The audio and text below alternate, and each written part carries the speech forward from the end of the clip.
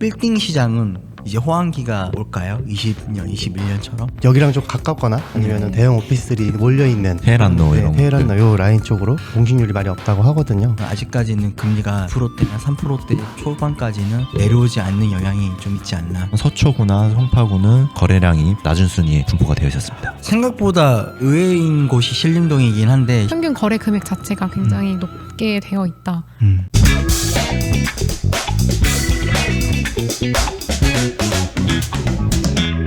네, 반갑습니다. 빌딩 반상의 2026년 첫 회를 시작하도록 하겠습니다. 우! 많이 와주세요. 새해 복 많이 받으세요. 어저께 저희가 시무식을 했죠. 네. 그래서 오늘이 1월 6일인데 우리가 또 이렇게 시작을 하게 됩니다. 이렇게 연휴 기간은 좀 잘 보내시고 연말은 좀 잘 보내셨는지. 푹 쉬다 왔죠 그냥. 네. 보셨어요? 네. 네. 좋았어요? 아 근데 이제 나이 먹는다고 생각하니까 에이. 흰머리도 더 많이 보이고 에이. 흰머리가 너무 많아졌어요. 한번 보여주세요. 아이씨. 아니, 연초부터 또 열받게 하지 마세요. 이따가 엘리베이터 타시면서 이따 뒤에 서시죠. 우리 용광규 팀장 어떻게 보냈어요? 저는 이제 기존에 살고 있었던 집을 퇴거를 하고 이사를 다 끝냈습니다. 이사하셨죠? 네네. 큰일 하셨네요. 아유, 고생하셨어요. 새 마음으로. 네. 새 집은 어떤가요? 좋습니다.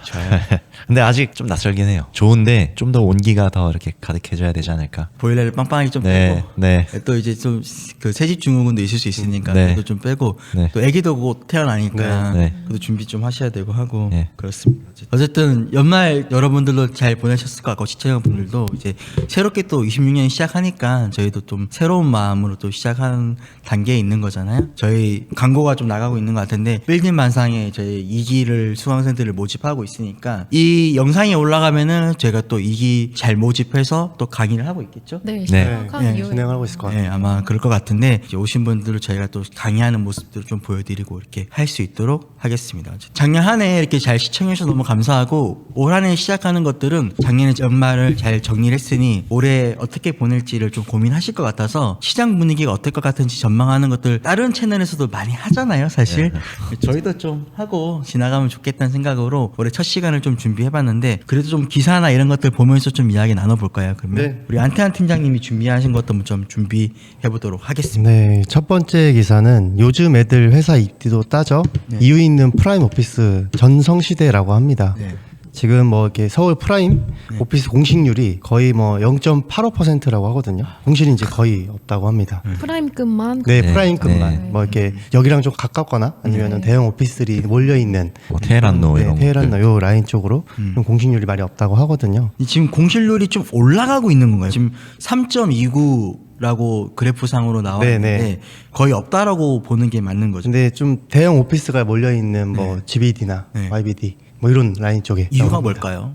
어떻게 생각하세요? 근무하는 환경이 다르니까 음. 또 이제 여기랑도 가깝고 또 이제 주변에 대기업들이 많이 몰려 있다 보니 더 몰리는 것 같아요. 이게 원래 네. 개발자분들의 경향이 좀 컸었거든요. 그렇죠. 한창 IT 네. 이제 스타트업이라든지 이런 거 맞습니다. 붐이 일어났을 때 네.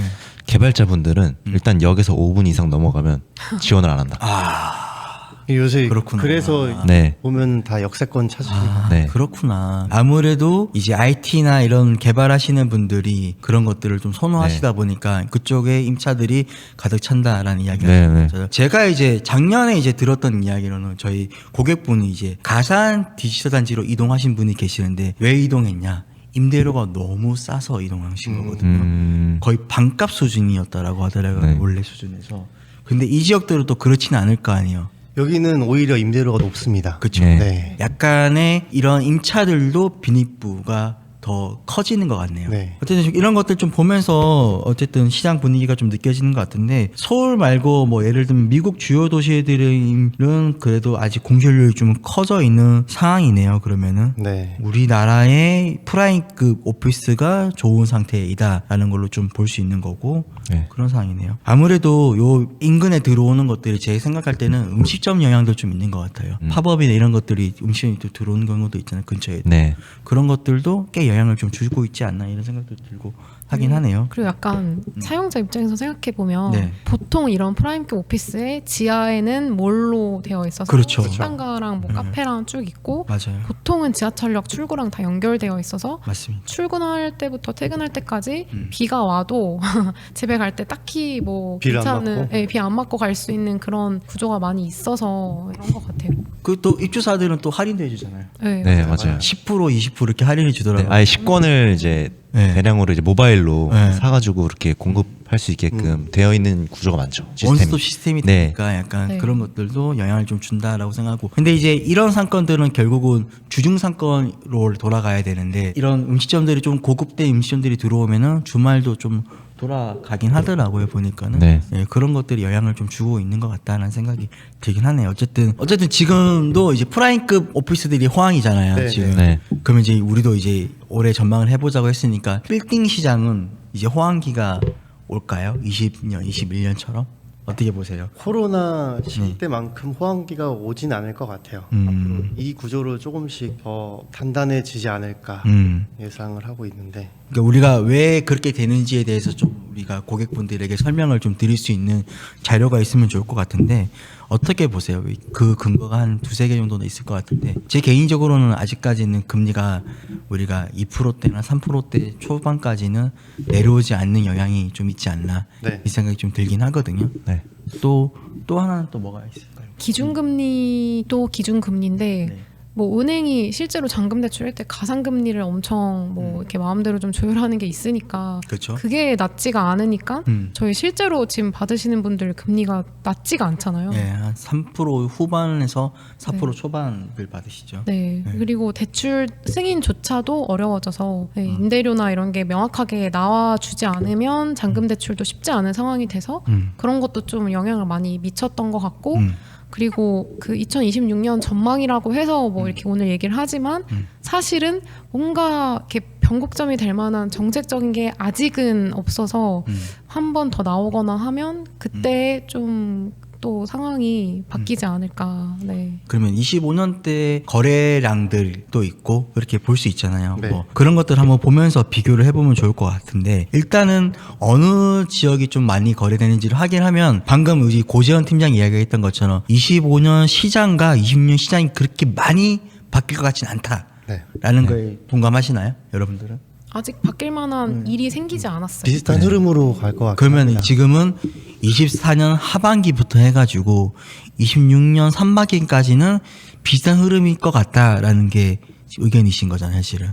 그러면 25년을 우리가 다시 한번 좀 보면서 어떤 것들이 있었는지를 한번 보시죠. 그러면 일단은 우리 거래량들이 좀 있었잖아요, 구별로 이런 것들을 네. 한번 정리된 내용을 윤건교 팀장님이 한번 좀 설명해 주시면 좋을 것 같은데 가장 많이 거래된 건들이 어디죠? 항상 똑같지만 작년에도 네. 강남구가 290건으로 거래량이 제일 많았습니다. 강남구가 제일 많아요. 네, 강남구가 제일 많았고 네. 그 다음으로 순서로는 네. 중구, 네. 종로구, 용산구, 마포구, 성동구 이렇게까지 순위가 좀 매겨질 것 같고요. 네. 생각보다 저희가 항상 말하던 강남 3구 이렇게 얘기를 했었는데 강남 3구에 속했던 서초구나 송파구는 거래량이 방금 전에 말했던 그 구들에 비해서는 낮은 순위에 분포가 되어 있었습니다. 그렇구나. 사실은 강남구가 그래도 뭐 성동구 우리 성수동이 막 요즘 뭐 압도적이라 하더라도 역시 강남구는 또 로데오가 있어서 그랬는지 모르겠지만은 확실하네요. 이 구별로 봤을 때는 이제 네. 강남구가 제일 많긴 한데 네. 동별로 봤을 때는 성수동이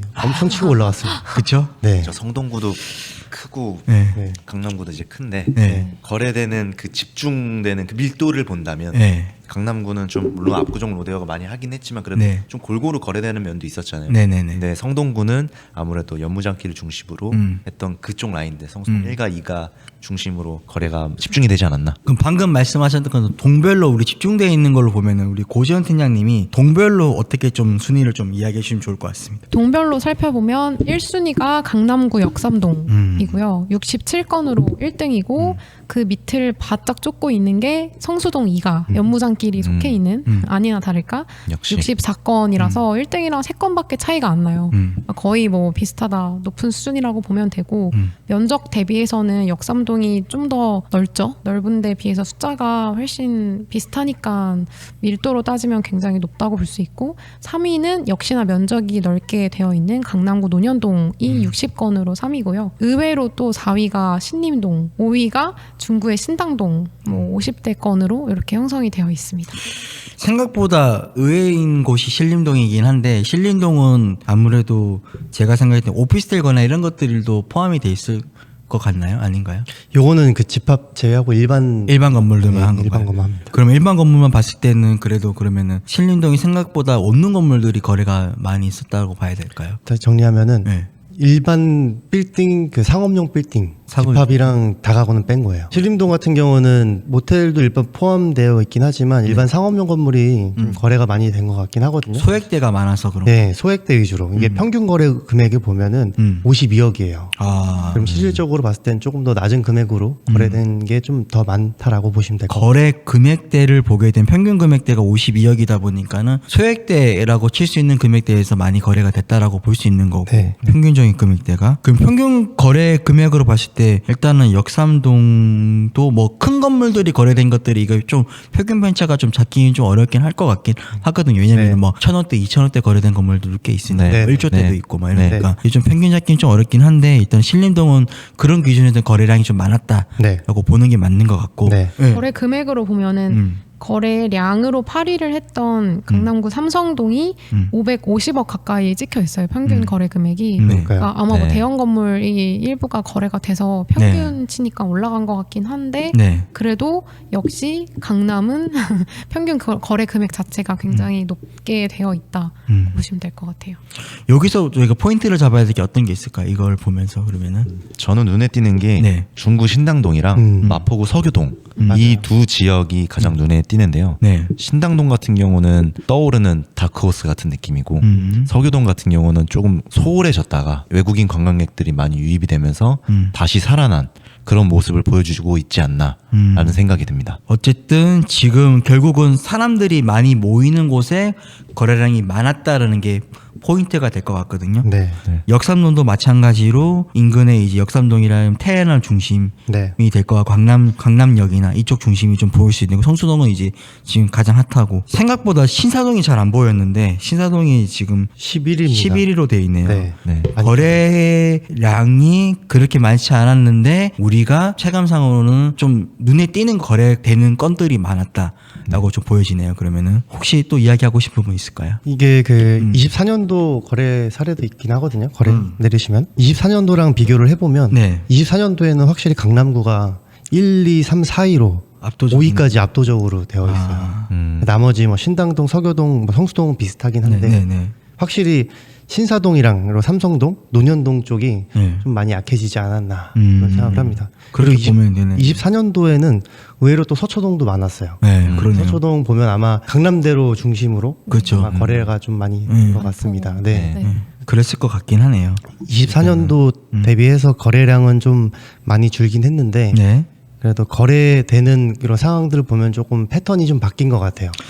강남 중심에서 강남 외 중심 결국 관광객들이 모이는 중심으로 25년대는 24년, 25년 변화가 됐다라는 네. 게 느껴지는 거고 그렇죠. 그럼 앞으로도 26년에도 그 기세로 계속 가야겠다라는 거잖아요. 그러면은 매수하시는 분들은 왜 샀을까요? 이 지역들을? 일단 25년도 기준으로 봤을 때는 네. 역삼동이야 워낙에 오피스 상권으로 워낙에 좀 유명한 곳이고 네. 성수동 그리고 뭐 신당동 이런 데는 외국인들이 좀 많이 오는 곳이라 거래가 된 것 같습니다. 신림 구로동 같은 경우는 소액대 24년도 말부터 25년도에는 소액대 건물이 굉장히 거래가 많이 됐죠. 네. 그 위주로 거래가 되지 않았나 이렇게 생각을 하고 있습니다. 결국은 예전에는 23, 24 이렇게 22년도부터 쭉 넘어올 때는 약간은 우리가 투자를 해서 약간을 간다 그러면 지금은 약간 임대 중심으로 넘어간 것 같아요. 네. 결국은 임대 수익료, 임대료가 잘 받쳐줄 수 있는 지역들을 중심으로 거래량이 많이 늘었구나라는 게 좀 보여지는 많아지는 추세인 것 같기는 하네요. 일단은 네. 그런 것들을 좀 볼 수 있을 것 같습니다. 또 뭐 이야기하실 부분 있을까요?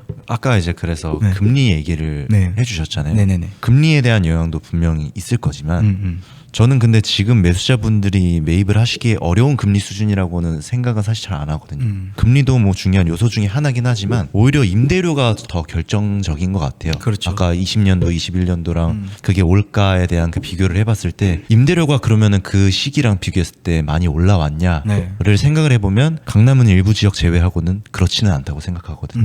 근데 요즘에 거래되는 것들을 보면은 임대료가 계속 충분히 잘 나와주는 곳, 즉 유동인구가 많이 모이고 그에 따라서 임대료가 계속 올라주는 곳, 높게 형성되는 곳 이런 곳들 위주로 좀 거래가 많이 이루어지고 있는 것 같습니다. 그래서 26년에도 그러한 기조는 좀 이어지지 않을까라고 예상을 하고 있습니다. 그러면은 만약에 전망을 좀 한다 그러면 우리 입장에서 앞으로 우리가 더 올라갈 수 있는 지역들이 또 있을 수 있잖아요. 모이는 지역들. 네. 그런 지역들은 좀 임대료가 아직 그러니까 매매가의 상방이 뚫려 있는 지역들은 지금 우리가 알 수 있는 성수동이나 압구정 로데오나 아니면 지금 한남동 우리 준주거 지역들 이런 지역들은 상방이 뚫려서 지금 4억 5억으로 지금 진격을 하고 있는 단계에 있고 근데 이 지역들은 임대료의 상방도 뚫려서 같이 간 거잖아요. 근데 매매가는 좀 뚫렸는데 임대료가 아직 폭발적으로 증가하지 않은 지역들도 있을 수 있잖아요. 혹시나 그런 지역들이 혹시 있을 수 있을까요?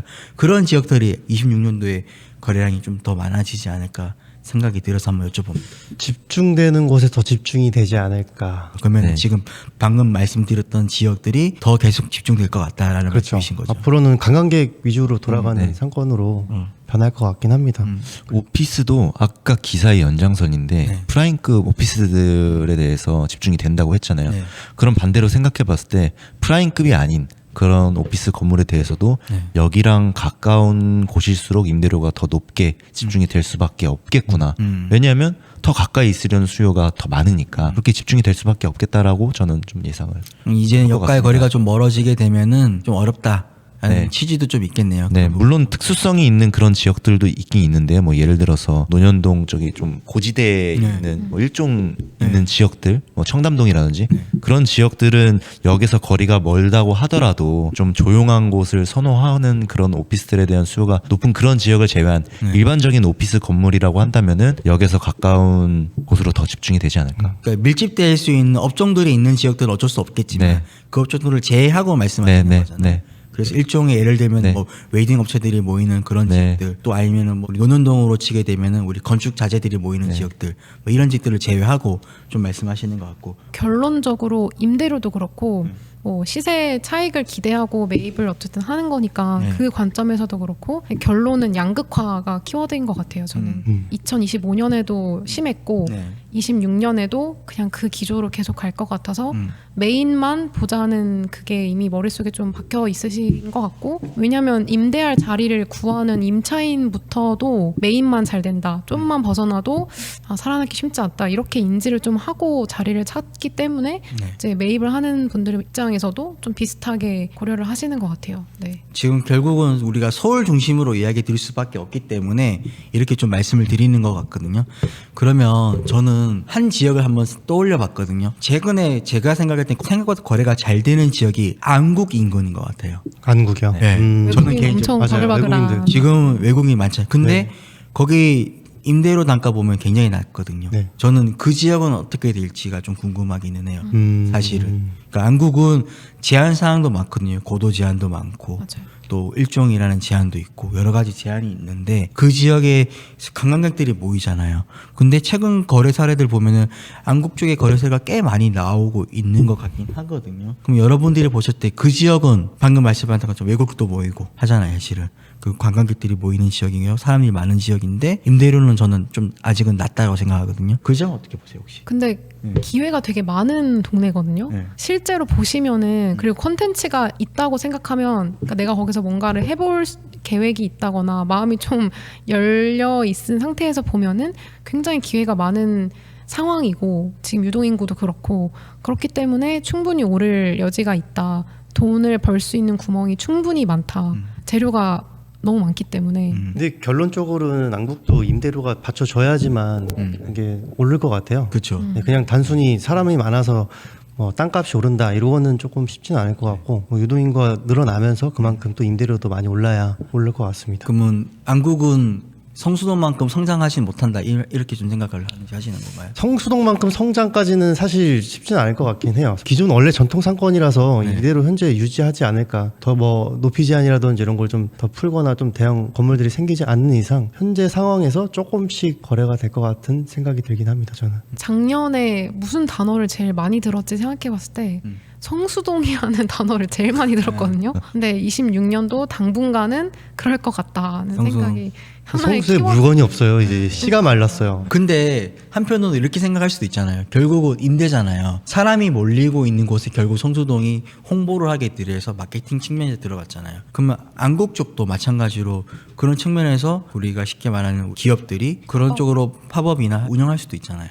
충분히 가능하죠. 네, 네. 빨곡기 그러면은 아니야. 똑같이 가격이 그렇게 올라갈 수 있고 또 외부에 큰 현수막을 못 거는 건물들이 거의 없긴 하지만은 그래도 외관에다가 걸 수 있는 그런 것들을 한다고 하면 다른 변수가 있지 않을까 이 생각이 들어서 한번 여쭤보는 거거든요. 그러니까 한 명이 한 업체가 혼자 들어가서 깃발 꽂는다고 되는 건 아니고 네, 좀 우르르 시작이 되어야지 거기도 스타트가 되어야 서로 약간 눈치 싸움하고 있지 않을까. 기업이 좀 가야 네, 사람이 기업. 더 몰리는 것 같아요. 손바뀜이 더 일어나야 될 것 같아요. 손바뀜이 좀 더. 네, 네, 지금은 평당 한 1억 2천에서 1억 사이에서 지금 거래되고 있잖아요. 네. 지금 메인길 쪽 중심으로 좀 말씀드린다고 한다면은 네. 그런데 그럼 앞으로는 양국 쪽은 조금 더 지켜보면 좋아진다, 그 스테이다, 나빠진다 어느 쪽으로 가실 것 같아요? 저는 뭐 좋아지기는 할 것 같습니다. 더 올라갈긴 하다. 네. 제일 중요한 게 아까 또 말씀드렸다시피 임대료를 그만큼 낼 수 있을 만한 임차인이 들어와야 되는데 생각해 보면은 안국 쪽이 임대료가 진짜 다 낮아요. 그걸 다 받아줄 수 있을 만한 임차인이 들어올까? 이런 생각을 저는 해봅니다. 이제 이렇게 생각을 하는 거죠. 성수동에 임대료를 그만큼 내고 들어갈 업체들이라면 오히려 여기도 소비될 수 있는 올리브영이나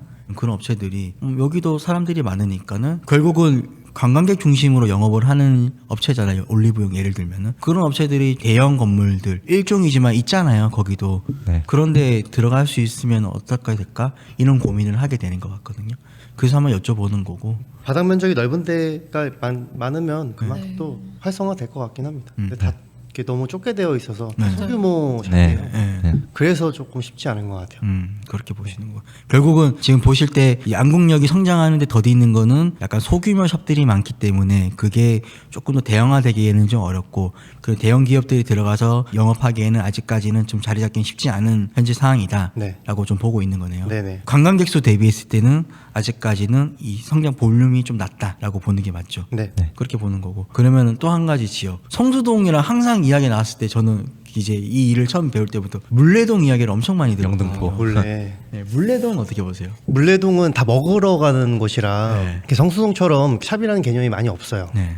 그래서 저는 좀 많이 비교할 만한 정도는 아닌 것 같습니다. 비교는 네, 아니죠. 실제로 가보면 그렇게 막 볼 게 없어요. 예, 밥 먹고 네. 카페 가고 끝이에요. 할 게 없죠. 네. 질문을 받게 되거든 사실은. 그러니까 지금 이제 성수동이 이렇게 떠버리니까 고객분들이 이렇게 성수동을 처음 들었던 분들은 물레동 이야기를 처음부터 들어오셨던 분들이시거든요. 고객분들이 그런 질문을 많이 하세요. 그럼 다음은 어디 뜰 건데 성수동은 너무 비싸져가지고 내가 못 들어갈 것 같아 이제 힘들어 못 들어가. 그럼 다음 지역을 좀 알려줘 이렇게 물어보시는 분들이 많아요. 네. 그러면 이제 그렇게 이야기하다 보면은 이제 물레동 이야기가 나오더라고요. 네. 저도 똑같은 입장이거든요. 물레동은 제 생각이지만은 더현대의 포지션을 많이 뺏긴 것 같아요.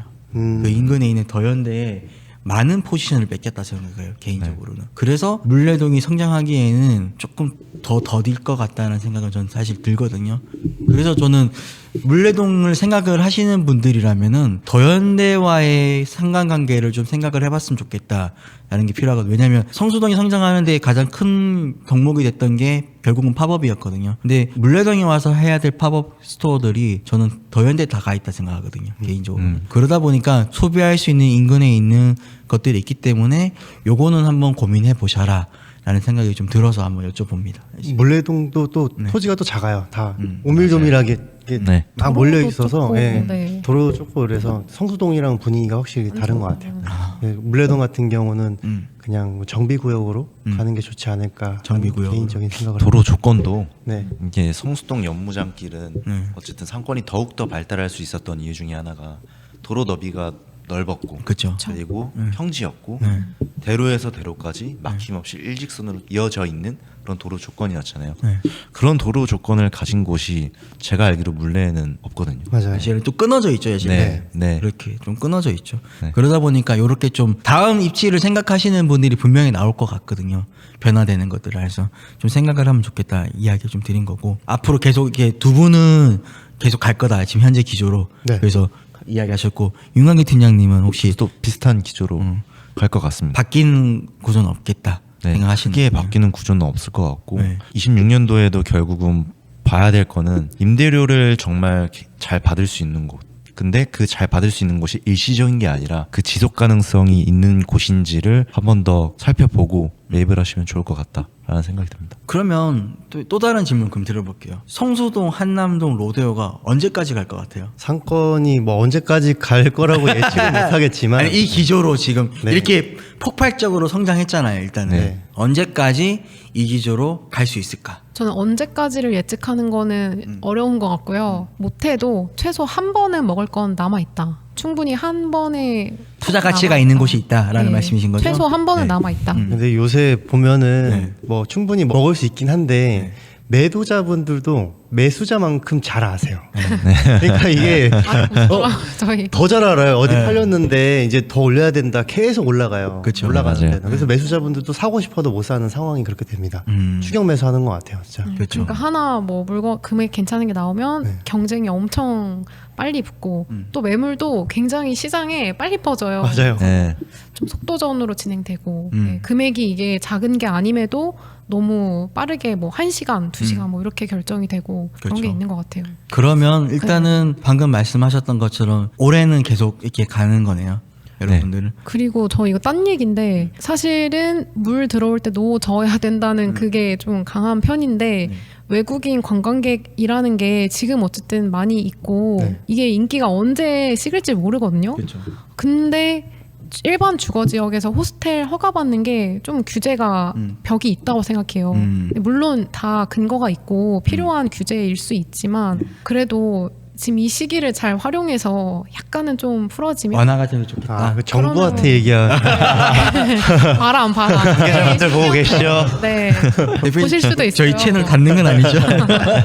네, 그게 근데 많이 되면 완화는 해야죠. 네. 네, 그러면 이제 마포구가 아마 더 치고 올라가지 않을까. 아, 마포. 네. 맞아. 사실 이 맞는 이야기인 게 계속 좀 변화하잖아요. 물론 너무 빠르게 이렇게 딱딱딱 바꿔줄 필요는 없지만은 이제 예전에 규제나 이런 것들이 있었던 것들이 도시가 변화함에 의해서 조금은 완화되고 그 도시가 옛날에는 주거 형태였다가 상업용 시설로 변화되어 있는 시설로 변화됐으면은 그에 맞게 좀 정비가 필요하지 않겠나. 그런 것들이 이제 구청장님들의 역할이지 않나 이런 생각하거든요.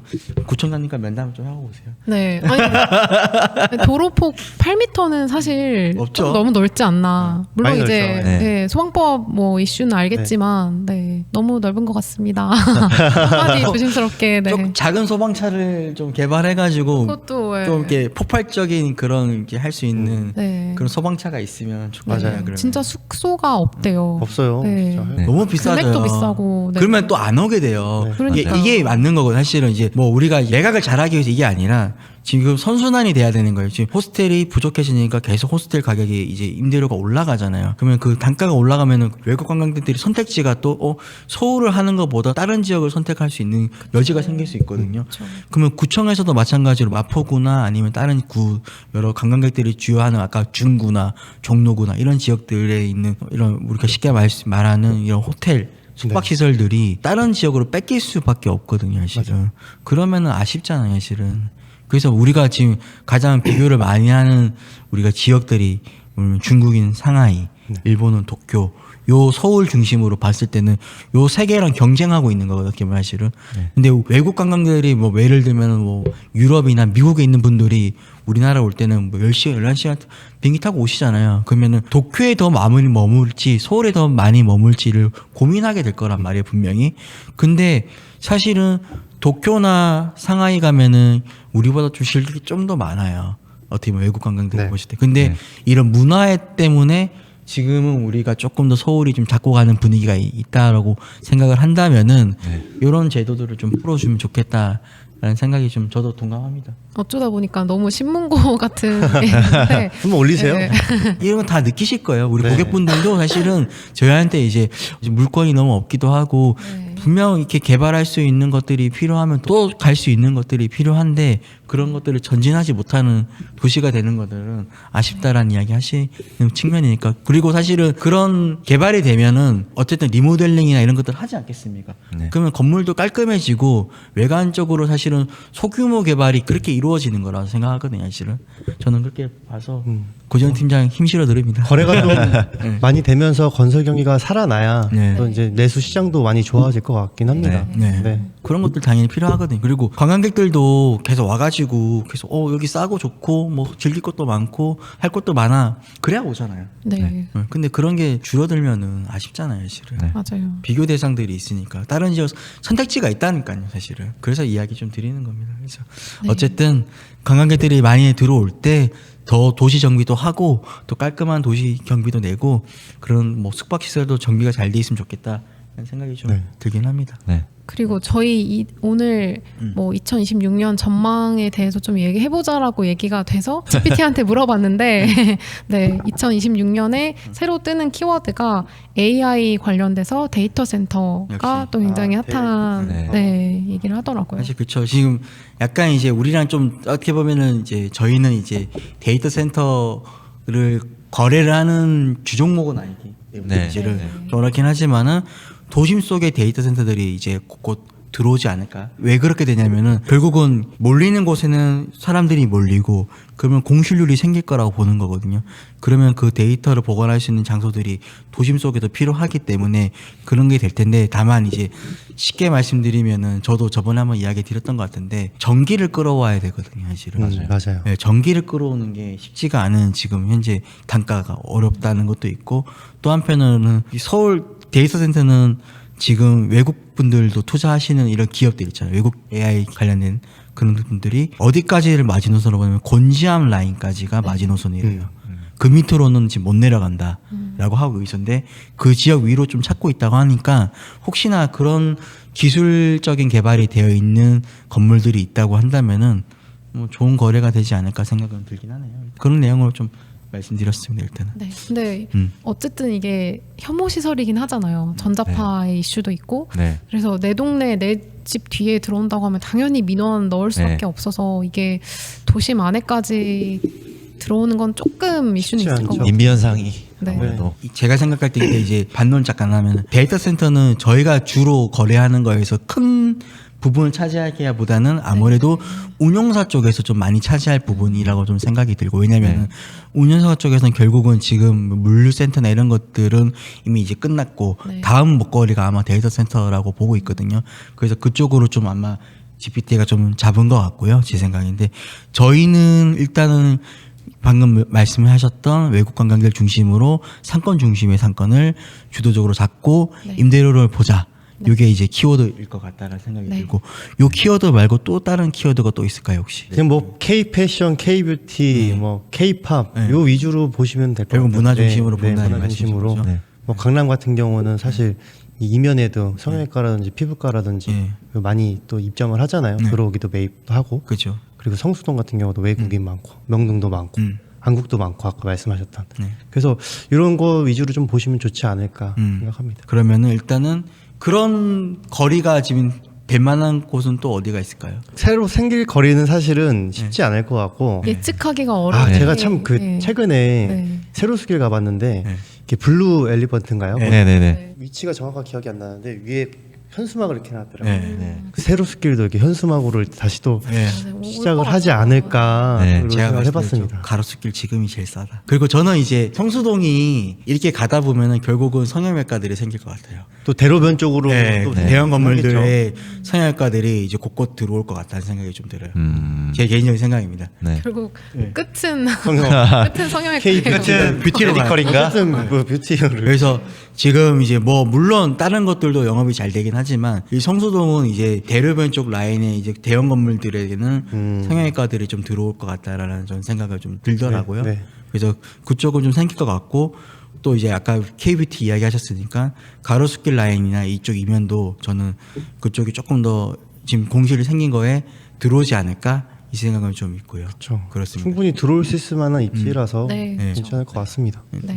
결국 올리브영이 들어갔느냐 그걸 보면 됩니다. 제일 들어올 거냐 안 들어올 거냐. 들어올 거냐 네. 안 들어올 거냐. K뷰티의 가장 선두주자인 네. 올리브영 성수는 아주 크게 들어와 있잖아요. 맞아요. 그렇죠. 뭐, 명동에는 대여섯 걸음 가면 올리브영 있고 또 네. 있고 또 맞아요. 있고 몇 네. 개가 있더라고요. 그렇죠. 네. 어떻게 보면 사실은 오프라인 매장에 잘 하신 거죠. 그렇게 네. 쉽게 투자하기 어려운 기업 문화였을 텐데 다들 온라인으로 투자를 이렇게 전환됐을 때 올리브영은 오프라인 매장을 늘리면서 자리 잡아놓으니까는 굉장히 잘 가고 있는 상황인 것 같고 오프라인도 근데 외국인 많은 데만 늘리긴 해요. 동네나 이런 데는 또 이렇게 많이 늘진 않는 거 보니까. 저희 네. 집 앞에도 크게 들어와 있거든요. 로데오. 아, 네. 네. 최근에 3층짜리에 다 네, 올리브영이 네, 다 네. 들어와 그쵸, 있는데 그쵸. 네. 그게 상징적인 느낌이 뭐냐면 바로 앞에가 갤러리아거든요. 그렇죠.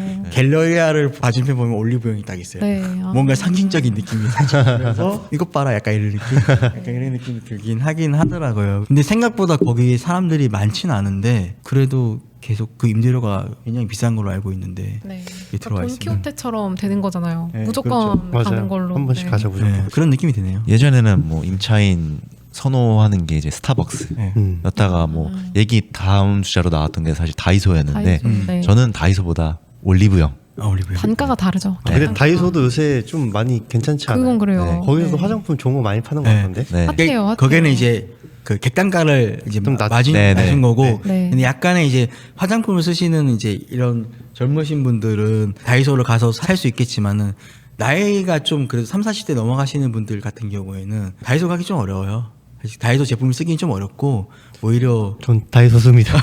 아니 그 뜻을 이야기하는 게 아니라 여성분들이 주타계층이잖아요. 어떻게 보면은 여성분들은 사실은 그래도 올리브영에서 나오는 뷰티 관련된 제품들을 많이 쓰시게 될 수밖에 없는 것 같다라고 네. 생각이 좀 드는 것 같아요. 사실은.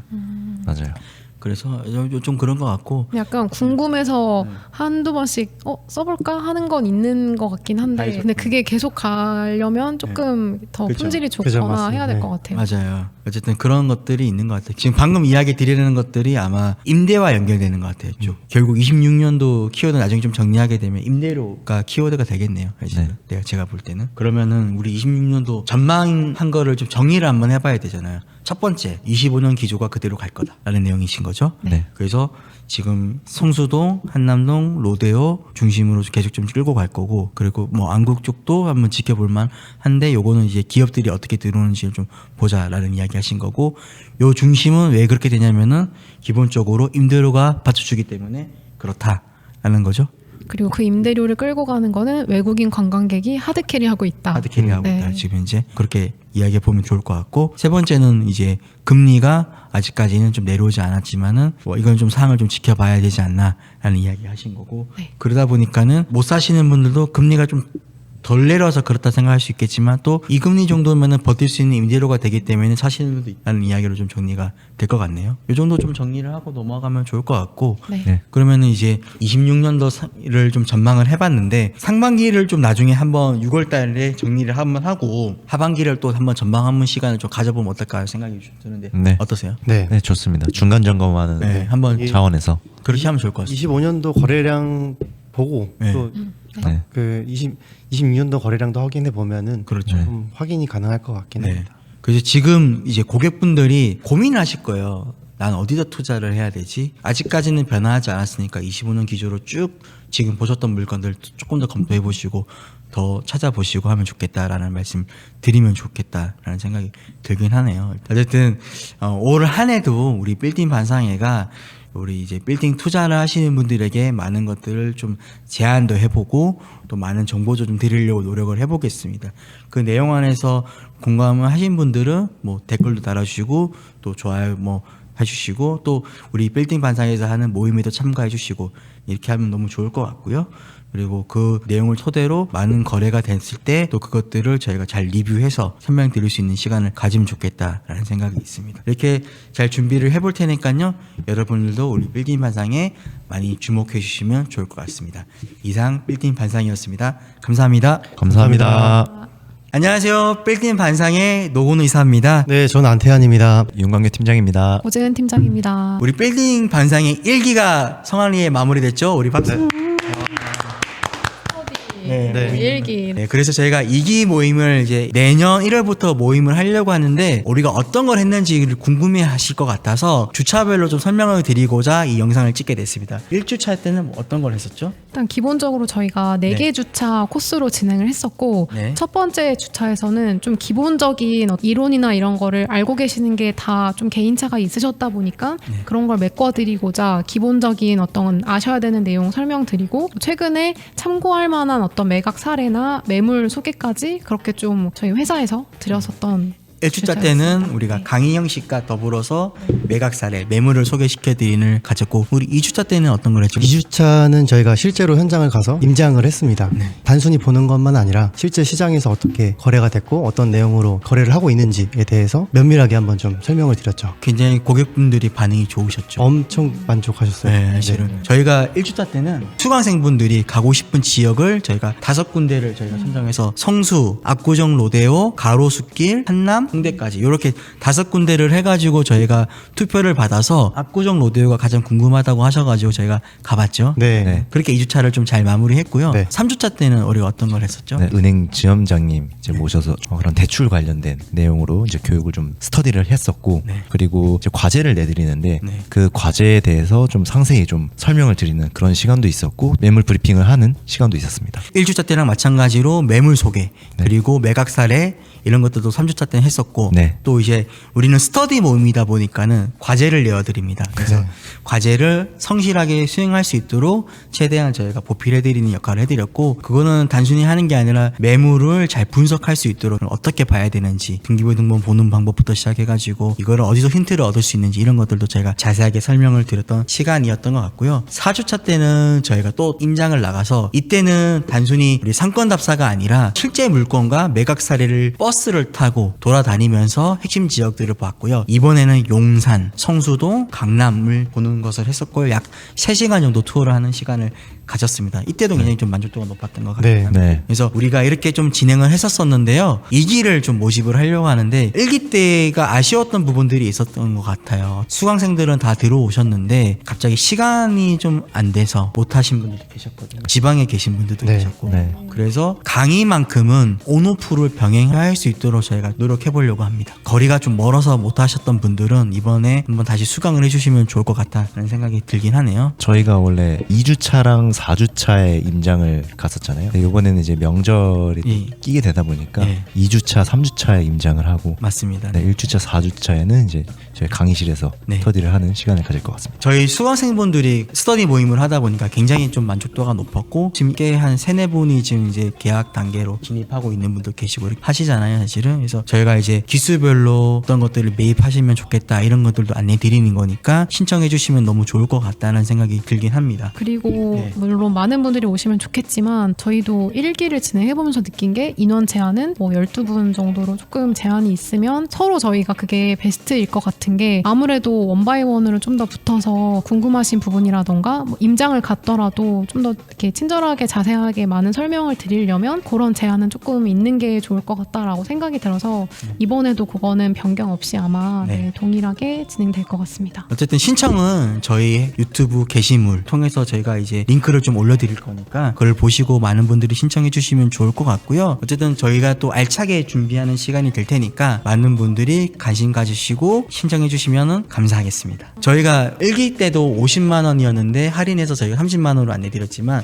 2기부터는 50만 원으로 저희가 안내를 드리고 있고요. 4주간 50만 원 이 금액은 좀 기억하셨다가 생각해 주시면 감사할 것 같습니다. 한 가지만 또 말씀드리면은 기수가 끝나도 저희가 한 달에 한 번씩 모임을 가집니다. 1기 모임 하신 분들도 1월 달에 저희가 또 뵙기로 했죠. 그래서 네. 그렇게 저희가 계속 관리해드리고 물건도 공유드리고 또 스터디도 해드리고 계속 하는 일정을 저희가 가져갈 테니 신청하시는 분들은 관심 가지시고 참여해 주시면 좋을 것 같습니다. 그리고 뭐 유튜브 영상에서도 말씀 계속 드렸다시피 사실 건물 거래되고 있는 시장이 변하는 속도가 너무너무 빠르고 어디로 어떻게 변할지 또 조금 예측하기 어려운 부분이 있기 때문에 때문에 그래서 오히려 변하고 있는 거를 면밀하게 좀 지켜보시고 같이 좀 스터디하시는 게 굉장히 필요한 상황이라고 저는 생각이 돼요. 그래서 추천드립니다. 저희. 어쨌든 많은 분들이 참여하셔서 저희 실제로 뵙고 인사하고 하면 좋을 것 같습니다. 저희도 좀 쑥스럽긴 하지만은 오시면 또 저희가 많은 이야기 드릴 수 있을 것 같습니다. 예, 이상 마치도록 하겠습니다. 네. 네, 시청해주셔서 감사합니다. 감사합니다.